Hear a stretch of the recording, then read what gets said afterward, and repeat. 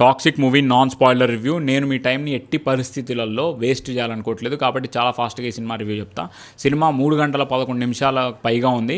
సినిమాలో యష్, ఇంకా కియారా అద్వానీ, తారా సుతారియా వీళ్ళ ముగ్గురి పర్ఫార్మెన్స్లు, వీళ్ళ ముగ్గురి హార్డ్ వర్క్ తప్ప ఇంకా ఇందులో ఎటువంటి పాజిటివ్నెస్ లేదు. విజువల్స్ బాగున్నాయి కదా, విఎఫ్ఎక్స్ అదిరిపోయిందంట కదా అంటారేమో. 300 కోట్లు 400 కోట్లు ఇంత బడ్జెట్ పెట్టి తీసిన సినిమాల్లో విఎఫ్ఎక్స్లు అండ్ విజువల్స్ బాగోకపోతే ఇంకేముంటుంది? అంత డబ్బులు పెట్టినప్పుడు ఆటోమేటిక్గా అవన్నీ బాగానే ఉంటాయి. ఇంతకు మించి ఇందులో పాజిటివ్నెస్ అయితే ఏమీ లేదు. సినిమాలో ఒక లాజిక్ ఉండదు, ఒక సెన్స్ ఉండదు, ఒక మీనింగ్ ఉండదు. ఓవరాల్గా అసలు డైరెక్టర్ ఏం చెప్పాలనుకుంటుంది జనాలకి ఈ సినిమా నుంచి అనేది అయితే అసలు మనం అడగకూడదు.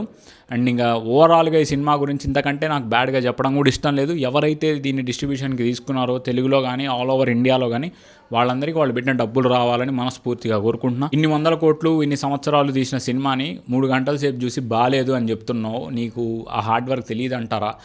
నాకు తెలుసు, కానీ ఆ రీజన్ పెట్టుకొని ఇలాంటి సినిమాల్ని బాగాలేకపోయినా కూడా బాగుంది పర్లేదు అని చెప్పినా కూడా అది తప్పు అవుతుంది. రివ్యూ నచ్చితే లైక్ వేసుకోండి. సినిమా చూసి మీకు నచ్చితే కమెంట్ చేయండి, నచ్చకపోతే నన్ను ఫాలో చేయడం మాత్రం మర్చిపోకండి.